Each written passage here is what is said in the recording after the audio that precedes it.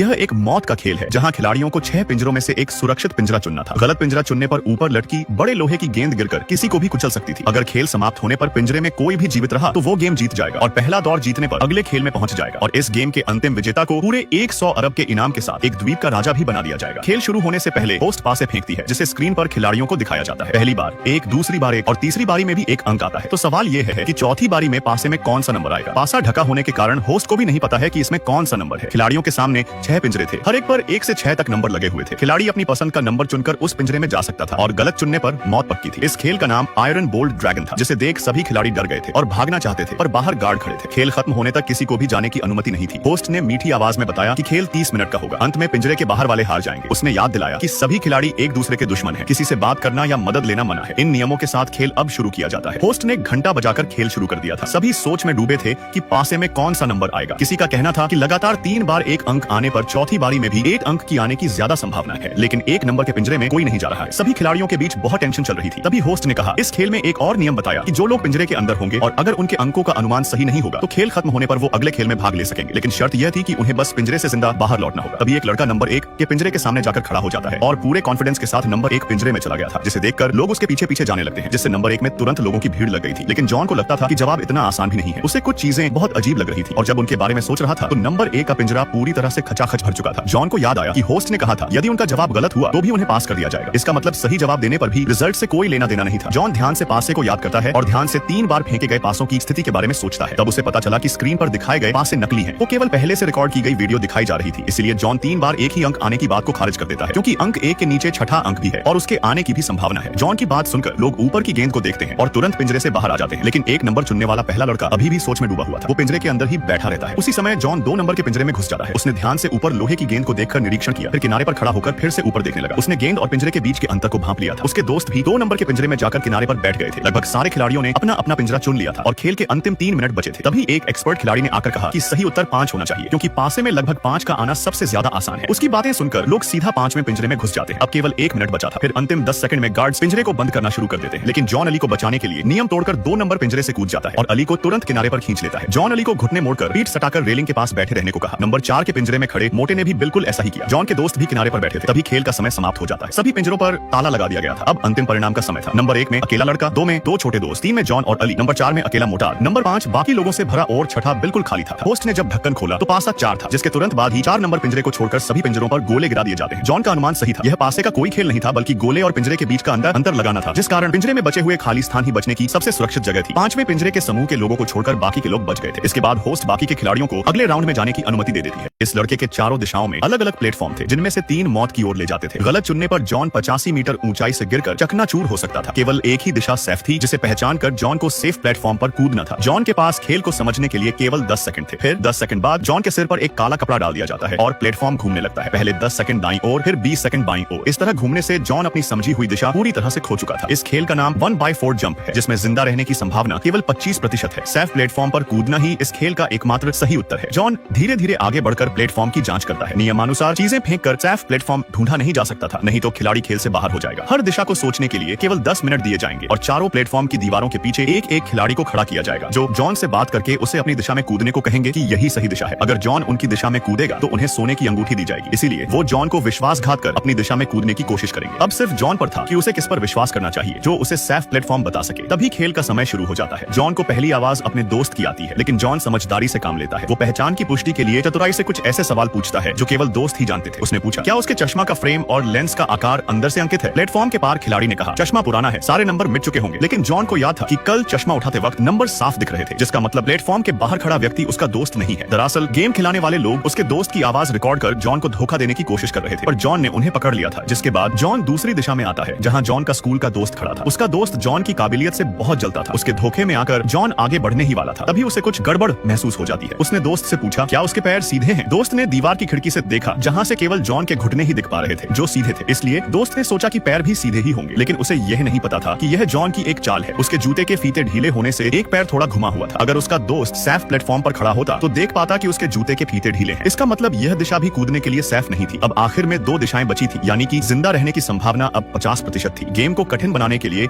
आयोजकों ने तीसरी और चौथी दिशा में लोगों को एक साथ भेज दिया और जॉन पूरी तरह से तैयार था। तीसरी दिशा से आया खिलाड़ी जॉन का दुश्मन था। उसने कहा, यह दिशा सेफ है, पर दुश्मन पर भरोसा भरोसा नहीं किया जा सकता था, क्योंकि यह भी दुश्मन की चाल हो सकती है। इसलिए जॉन खिलाड़ी से पूछता है, यह सिक्का 10 का है या फिर 100 का? खिलाड़ी जवाब देने के बजाय बकवास करके जॉन का समय बर्बाद कर रहा था। जॉन धैर्य रखकर दोबारा से पूछता है, सिक्का 10 का है या फिर 100 का? पर खिलाड़ी को सिक्का स्पष्ट दिखाई नहीं दे रहा था, इसलिए वो अंदाजे से जवाब देने वाला था। लेकिन तभी एक कर्मचारी ने खिलाड़ी को एक डंडा दिया जिसमें एक दर्पण लगा हुआ था, जिसकी मदद से उसे पता चल जाता है कि सिक्का 50 का है। खिलाड़ी सिक्के को साफ साफ देख पा रहा था। जॉन को उसकी दिशा सैफ लगने लगी थी। जॉन चौथी दिशा में सिक्का रखकर पूछता है कि वो कितने का है। चौथी दिशा में खेल की होस्ट थी जो सैफ प्लेटफॉर्म पर थी। उसका कहना था चश्मा के बिना उसे साफ नहीं दिखाई देता, पर उसकी दिशा बिल्कुल सैफ है। जॉन अब दोनों दिशाओं में कंफ्यूज हो चुका था। उसके पास केवल 2 मिनट और बचे थे। तभी जॉन एक और सिक्का रखकर दुश्मन खिलाड़ी से पूछता है, लेकिन इस बार खिलाड़ी ने तुरंत पहचान लिया था, जिससे जॉन को शक हो जाता है कि पहली बार पूछने पर दुश्मन ने समय लगाया था, पर अब उसने तुरंत जवाब दिया है, जिसका मतलब उसे ऐसा उपकरण दिया गया है जिससे वो ऊपर से आसानी से देख सकता है। जॉन दोबारा से सिक्का रखकर पूछता है, वो हेड है या टेल? जॉन को यकीन हो चुका था कि दुश्मन खिलाड़ी ऊपर से देख रहा है, जिसका मतलब उसकी दिशा सैफ नहीं है। इसलिए वो होस्ट की दिशा में कूद जाता है, पर खेल अब भी खत्म नहीं हुआ था।